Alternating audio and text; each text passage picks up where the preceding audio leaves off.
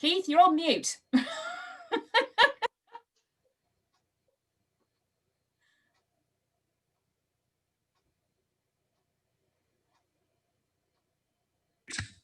There you go. Can you hear me?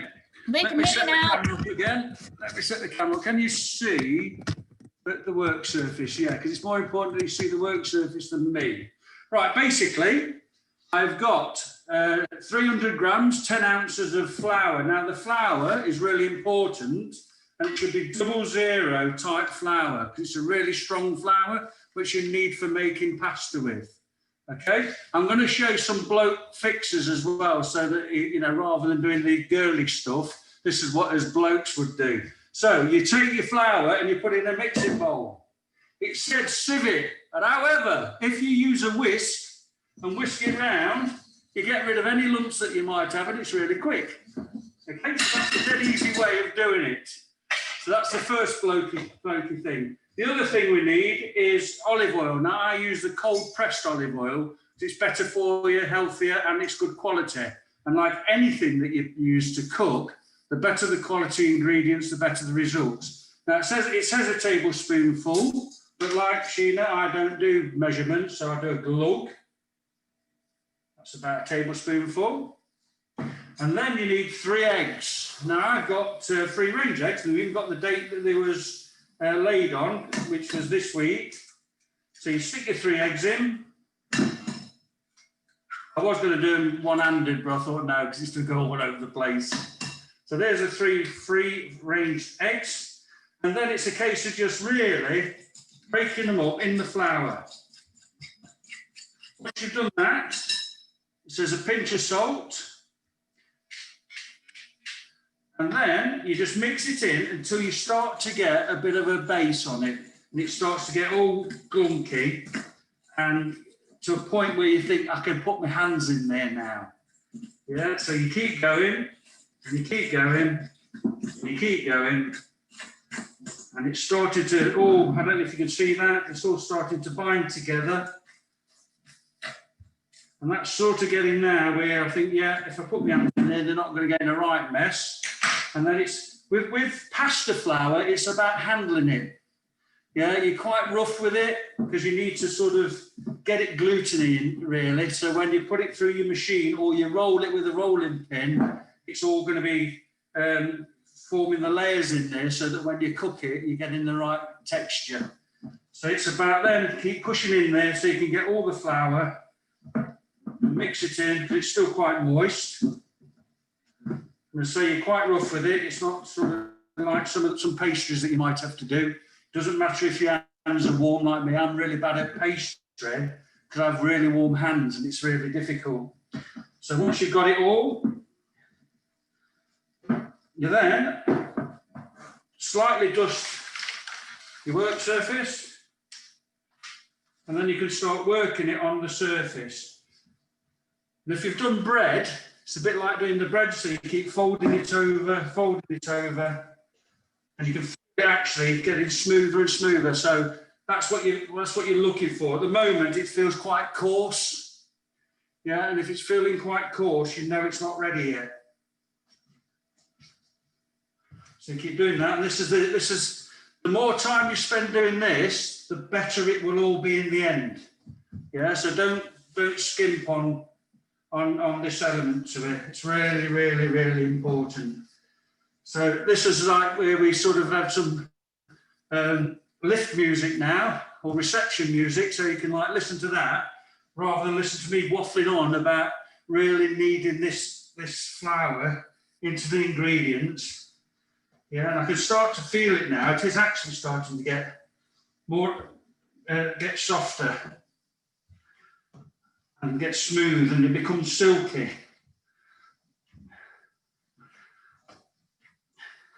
You have to be really rough, so I'm sort of leaning really into this. I'm not just using the strength of my wrist and my hand. I'm really pushing into it with my weight. Hi, Alex. Yeah, because it's getting quite stiff now. Yeah, and you've really got to work it all in. Try not to use too much flour for dusting, because obviously that then incorporates itself into the pasta itself. So And if you've got field of vision, you'd actually feel this pasta now actually starting to feel quite smooth. Yeah, and you can feel the difference. It was quite grainy at first, but it's actually starting to smoothen out now.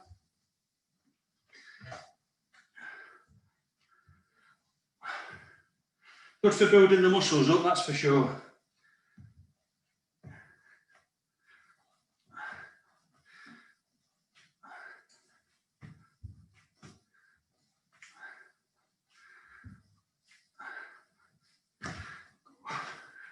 Who needs a gym certificate? Who needs a gym membership when you're doing this? I tell you, it's all good stuff. Keep turning it round so you get it all everywhere. It's all starting to get really smooth now. You might actually see a bit of a difference in it as well. So it's starting to look quite silky now.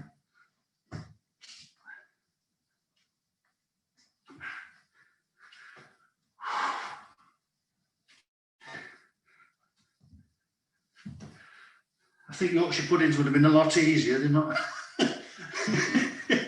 It's not so physical. But don't be put off by this. Having to put this effort in, because you'll find the taste from bought pasta is phenomenally different. It's absolutely incredibly different, and it really is worth the effort. If you want to invest in a gadget, you can get your pasta mangle, and I think I can do spaghetti, tagliatelle, and just the sheets. So if I'm doing a lasagna, it's ideal for that. And also, I don't know if you can see that, I've got my washing line gadget for my pasta dryer, so you can hang the sheets or the tagliatelle over that. I'm going away for 9 days, but I've got somebody coming in to look after the dogs, living here for a week, and I'm going to leave this pasta for them. But you can freeze it, yeah. But I tend to do enough to use, because it's not fresh if you're frozen, it is it? That's the way I look at it. And this is starting to get really silky now, which is great.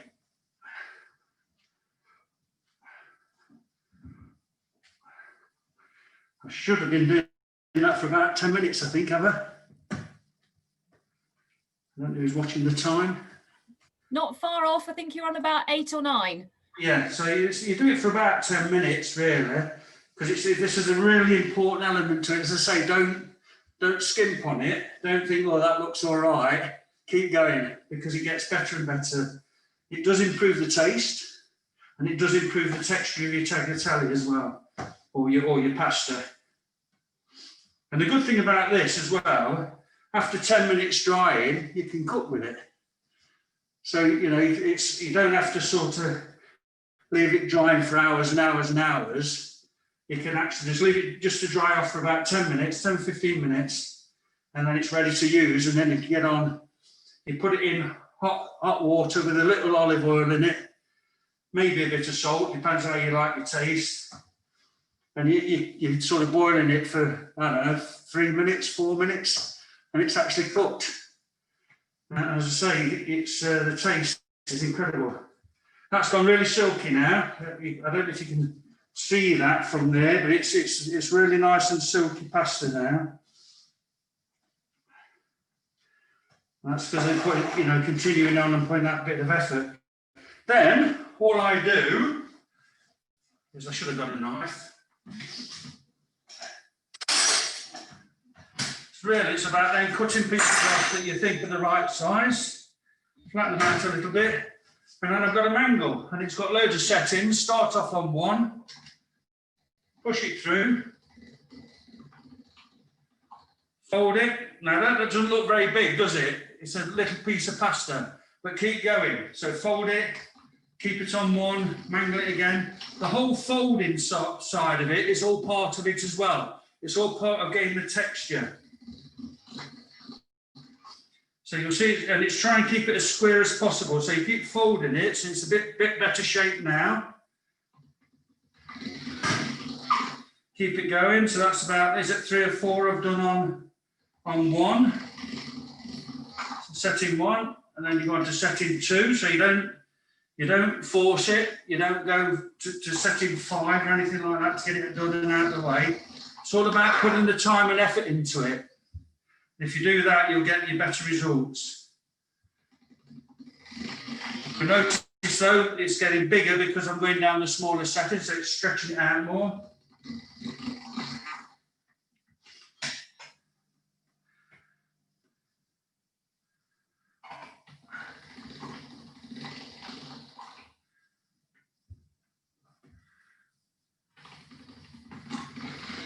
Yeah, it's definitely getting bigger. Could make a really crude remark about that, couldn't I? But there you go, I won't. Ex-military and all that sort of thing.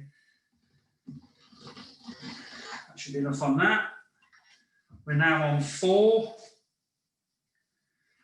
And then the secret then is to not make it so it's too thin. Yeah, you want some thickness in it. Yeah, a couple of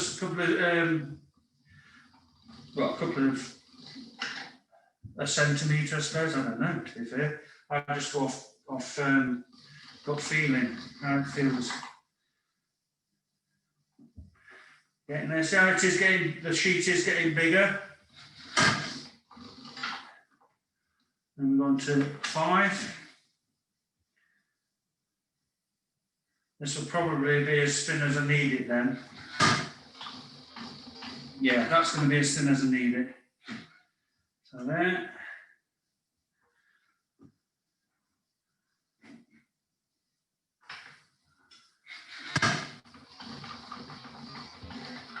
And that's it. So see the difference in size as well. So that's, if that was a sheet for lasagna, that's about ideal for a dish. But it's, again, it just depends how much you break off there, really. And again, it's all about making sure you don't try and cut corners. I think that's about ready. So then what I do is I put it onto my middle one, because I'm going to leave them some tagliatelle, basically. And I put it on there. Oops. Wait.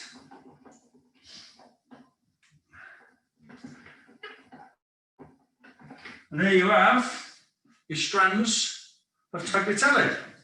So you just hang them over, let them dry off, and then you do your next piece. How long have I done? You've got pretty much as much time as you want, really. If you've got the opportunity, could you just bump your camera up a little bit, because we can only see the top half of the pasta machine. Yeah, okay. There you go. Perfect. Yeah, that's brilliant. Yeah.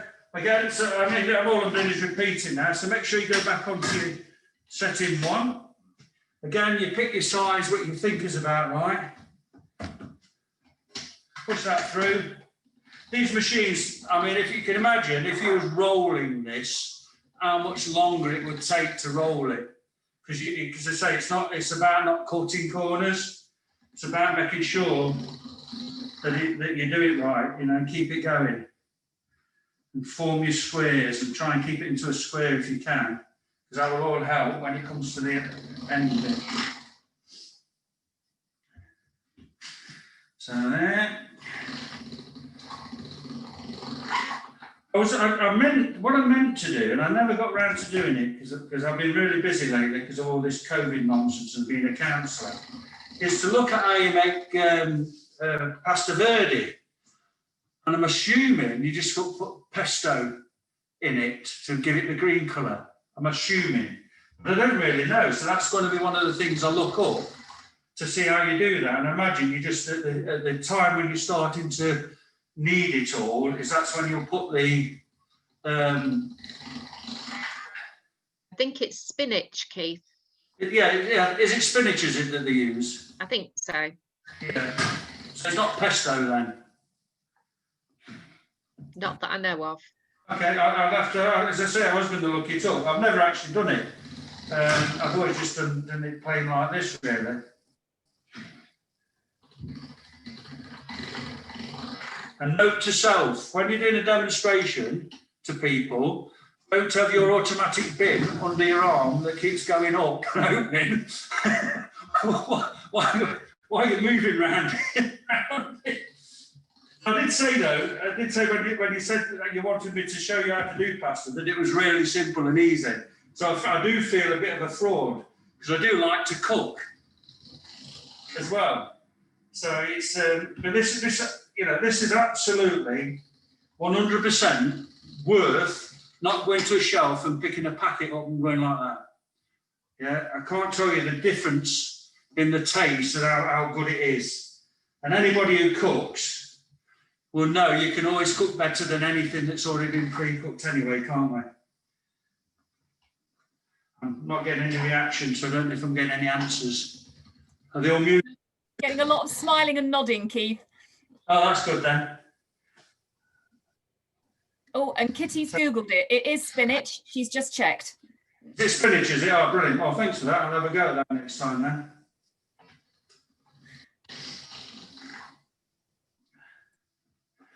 So I'm getting there. This one's nearly done.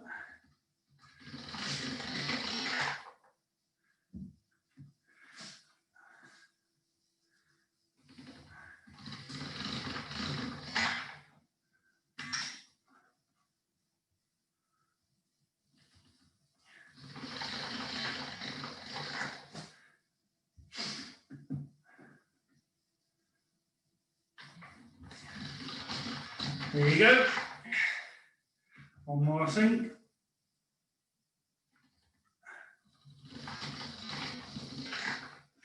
And the last setting.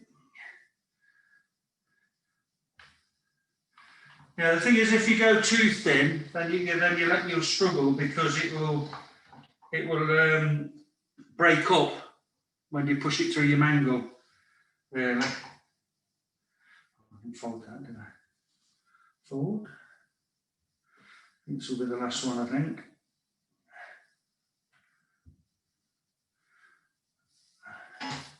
Yeah. So again, I can see that's quite a good size.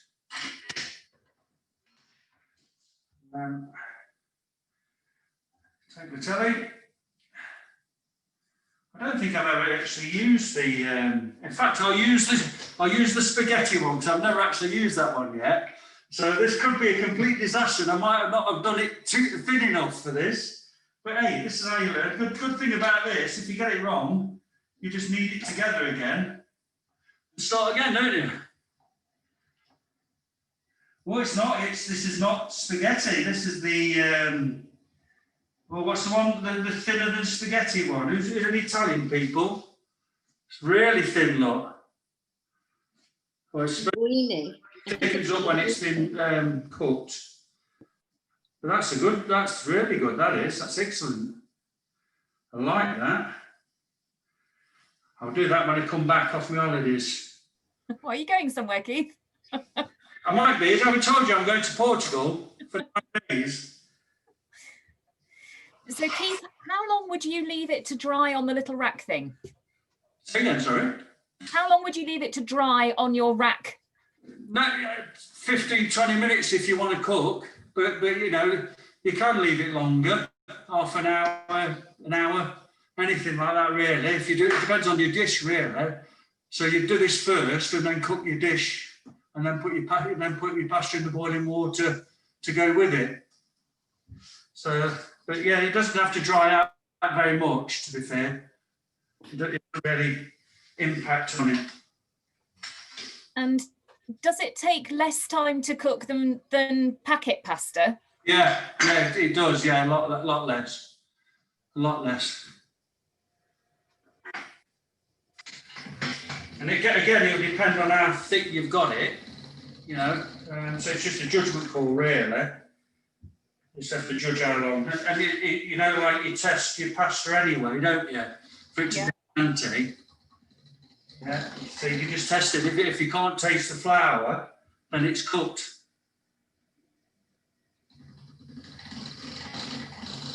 I'm not very good at times of things. I tend to cook things and test them.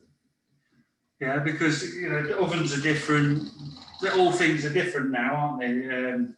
So I tend to do that, unless it's something like, you know, you're doing a roast beef or something where you need to get it medium rare, I tend to sort of go off gut feeling with a lot of things.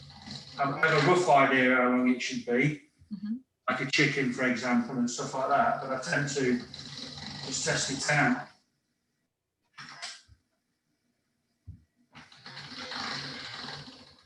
How long have I got? Because I don't have to, because all I'm going to do is there's exactly the same thing. Well, if you're happy, we could go to Q&A if you want. Yeah. Let me think. Ask me some questions while I'm doing this. I can multitask, Death, disease, and multitasking. That's awesome. Now then, let me go back. I think, Kitty, you had a question, didn't you, sweetheart? Do you want to ask Keith? Yes. If you are adding flavourings to your pasta, when would you add that? Do you add that when you're mixing it together, or before you start kneading, or after? When would you? I would add it at the beginning, right at the beginning. Wow. So then it's been kneaded into everything. Because if you do it at a later stage, you're not going to get it embedded. In fairness, I don't add anything to my pasta, because I like the taste of the pasta. I add all my flavouring in the food that goes with it. But yeah, I do everything at the beginning. So when you've done your eggs, when you put your eggs in, that's when I put that in. So it's all being kneaded within. If you want it to be a bit garlicky, I don't know if people like to do that. What I would do for that is I would rub the bowl with garlic. Yeah, so your mixing bowl, just rub the bowl with garlic. You don't have to put pieces of garlic in there. If you do that, you'll get enough garlic flavouring on your pasta. Yeah, and that's a good tip for anything that where you're adding garlic to something like this, is to just rub the bowl with it. Again, garlic is a suggestion in recipes. They will suggest. Sorry? In recipes, people suggest putting like a clove of garlic in, and in reality you need 4. Yeah. I would never do it, because that's not pasta really. No, I'm talking about in general, not just pasta. Yeah. Well, I always put 1 clove in. I'm never used just a clove of garlic. See what I do with my garlic bread, I do it differently to what most people do, is I'll get some nice crusty bread and cut it quite thick, toast it, and then rub a garlic clove on it, on the toast, and then drizzle olive oil on it. And that is a beautiful garlic bread. You've not got all that butter and everything that you don't need. I wish you could see Kitty's face, Keith, when you've just said you don't need butter. She's just like, get out. I mean, you don't for things like that, because it's all about the quality of the olive oil, the quality of the bread. Butter will take the taste away. So it's garlic bread. I think it's only us that add butter to it. The Italians don't. The Italians do it exactly as I've described. Which is awesome. Now, Claire made a comment in the chat, Keith, that leads to really quite a good question. She made a comment when you said you felt like a bit of a fraud, and she said, don't feel a fraud. I wouldn't have had a clue where to start. So my question is, when did you start to make your own fresh pasta? Crikey, years and years. I've had this 20 years. So my mum's best friend, Rosa Lombardi, who was as tall as she was round, out there, and she was a lovely, lovely, lovely lady. We was at number 20 and she was at number 19, so across the road. And she used to come over with a dish. Everything was authentic with her. Her husband was Italian, he would not eat English rubbish, and so she'd come over with little dishes with something on, and if I was lucky enough to be in, I'd get some. So I got a love for Italian food right at the beginning. And when you've tasted pasta made by an Italian, and then you try that packet rubbish, there's something that you might as well be eating cardboard. So it's a massive, massive difference. And so I just thought, I have a passion for cooking anyway. I've always wanted to cook properly. I did a cordon bleu cooking course for 2 years, just so, because my then wife, she could burn salad.